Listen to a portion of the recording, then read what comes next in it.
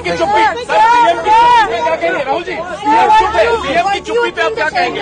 देखिए, सीएम ने एक शब्द नहीं बोला है। देखिए ये यहाँ मैं कोई राजनीतिक स्टेटमेंट करने नहीं आया हूँ। मैं इन चीजों पे कमेंट नहीं करूंगा। मैं सिर्फ चाहता हूँ कि यहाँ पे जल्दी से जल्दी शांति आए। धन्यवाद। नमस्कार। उम्मीद है आप लोग स्वस्थ और आनंद होंगे। आज राहुल गांधी की मणिपुर यात्रा का दूसरा दिन रहा। वो एज इट इज तमाम कैंपों में गए। आज वो मोइरांग के तमाम कैंपों में गए, सब लोगों के सुख दुख सुने, उनमें शामिल हुए और बाद में उन्होंने ये भी कहा कि मैं केवल इसलिए आया हूँ कि राज्य में शांति स्थापित हो और मेरा राजनीति से कोई लेना देना नहीं है।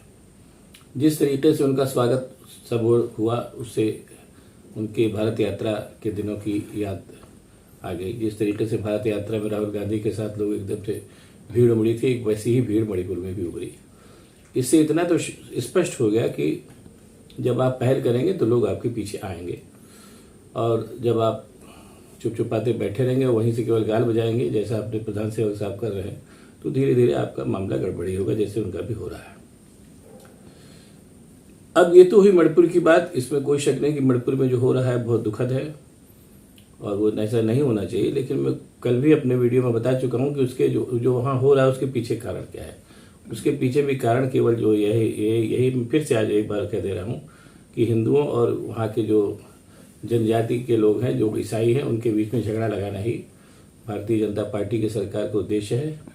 और इसीलिए जैसी उनकी पुरानी टैक्टिक्स है कि किसी चीज़ों को बाहर मत जाने दो, वही काम उन्होंने वहाँ भी किया।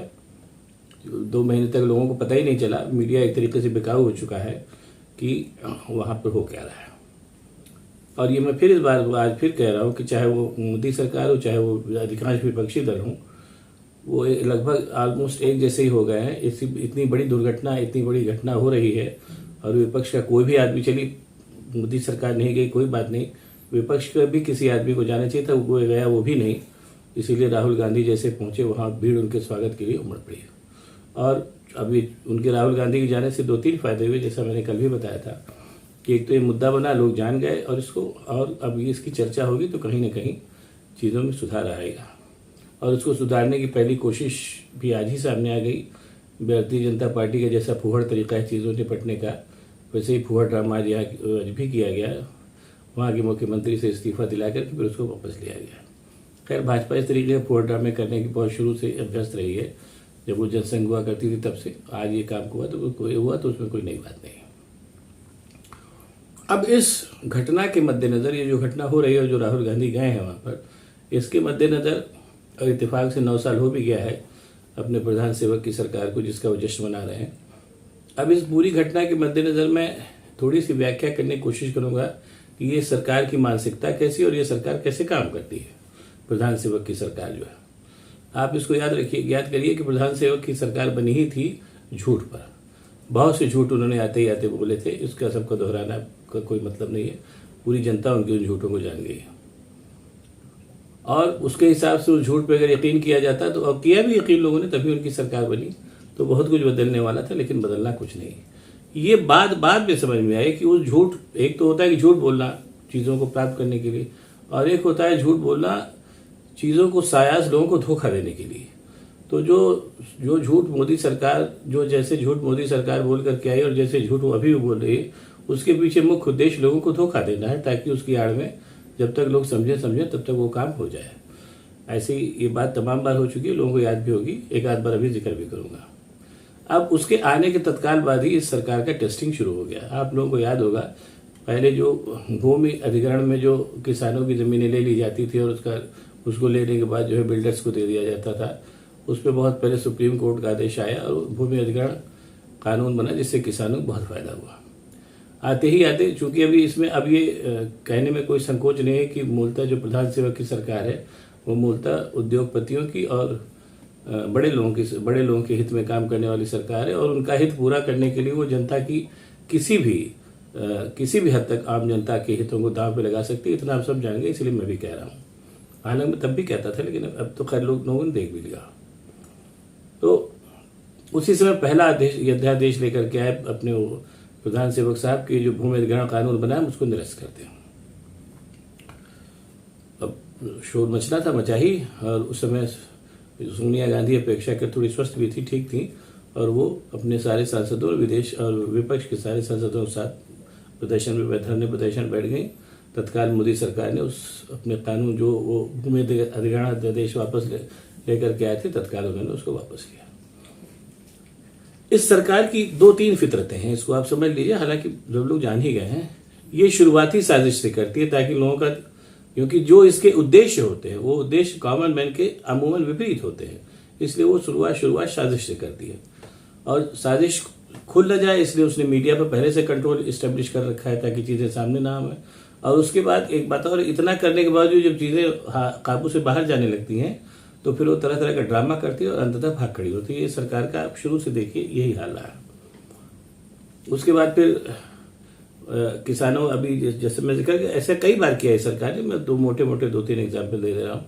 फिर किसान बिल लेकर के आई यही सरकार, और किसानों को उसने कितना पीड़ित किया, और पीड़ित किया कोई बताने की बात नहीं है। 750 किसान करीब मर गए। सत्यपाल मलिक जो गवर्नर थे उन्होंने बताया भी कि क्या नाम है, हमने कहा कि 700 किसान मर गए, तो मोदी जी ने कहा तो उसमें मैं क्या कहूँ, ये उनकी मानसिकता है। खैर, लेकिन जब किसान सीना तान के सामने खड़े हो गए तो मोदी जी निकल लिए। उन्होंने, जो से उनकी आदत है, नाटक करने में उस्ताद नहीं है, रोगा कि उन्होंने उस समस्या से भी पिंड छुड़ाया। और पुलवामा का जो कांड हुआ उसके बारे में तो बताने की जरूरत नहीं। पुलवामा कांड 2009 का इलेक्शन जीतने के लिए वो पूरा कांड कराया गया, जैसा अगर सत्यपाल मलिक साहब की बातों पर यकीन करें तो। इस तरीके से वो लोग करते रहे। और इनको भारतीय जनता पार्टी और संघ और मोदी एंड कंपनी को मालूम है कि कांग्रेस एक फैक्टर है, एक फोर्स है जो किन्हीं वजहों से अब फिलहाल उस समय के लिए थोड़ी सोई पड़ी। तो ये इन लोगों की बहुत पुरानी नीति है। मैंने कई बार पहले भी बता चुका हूँ, जनसंघ के जमाने से लेकर के भाजपा के, कि अपने जो इनके विरोधी होते हैं उनको बदनाम बहुत करते हैं ताकि उनकी एक मरीज छवि बनी रहे। और इसी के चलते उन्होंने राहुल गांधी को भी तरह तरह से बदनाम करना शुरू किया। पप्पू है, ये वो पलाटे का, जो वैसा होता रहता है। लेकिन जब राहुल गांधी निकल पड़े भारत यात्रा पर, तो उनके पीछे जो जनसैलाब चला, उस जनसैलाब को देख करके मोदी एंड कंपनी की हालत खराब हो गई। और उस जनसैलाब ने अपना काम किया, और उस जनसैलाब का फायदा भी तत्काल सामने आना शुरू हो गया। हिमाचल में कांग्रेस की सरकार बनी और कर्नाटक में कांग्रेस की सरकार बनी। और ये तो खैर चलो, ये तो एक ऐसा फायदा था जो हुआ ही हुआ।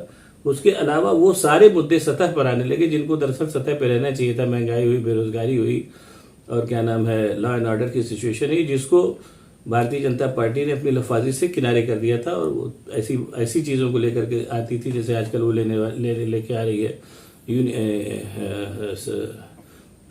समान नागरिक संहिता, ये सब इस तरीके की बातें जिनका कोई मतलब नहीं, वैसे ही वो काम करते रहते थे।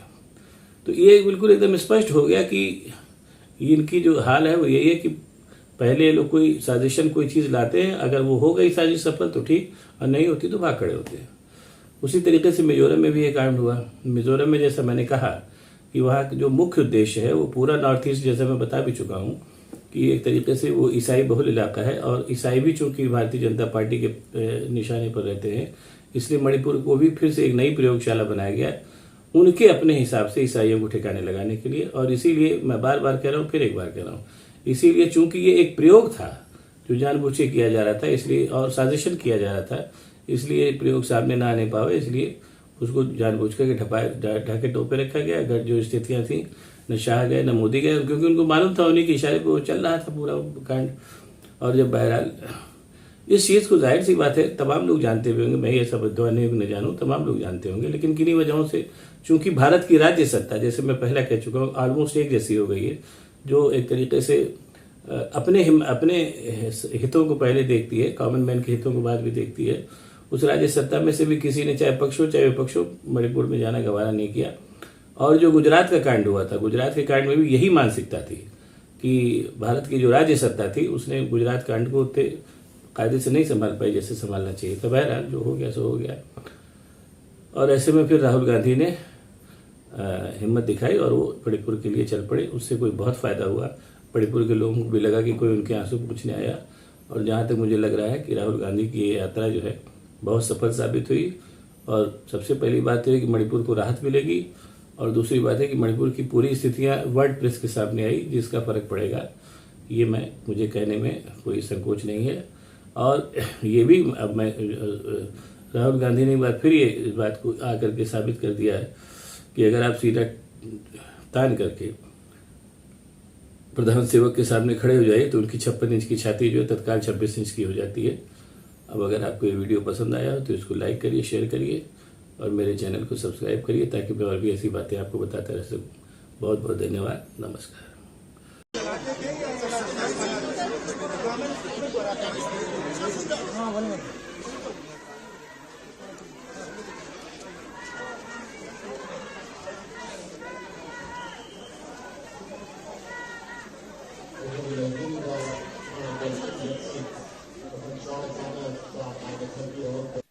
राहुल गांधी जी ने अखोई लेंजूब के मतलब लाती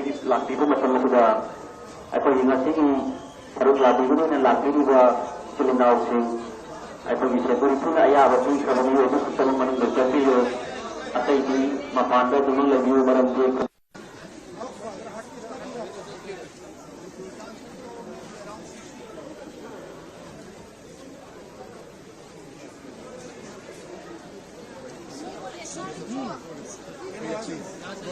हेलो भैया, हेलो भैया, एक शॉट अच्छा लगा देखिए।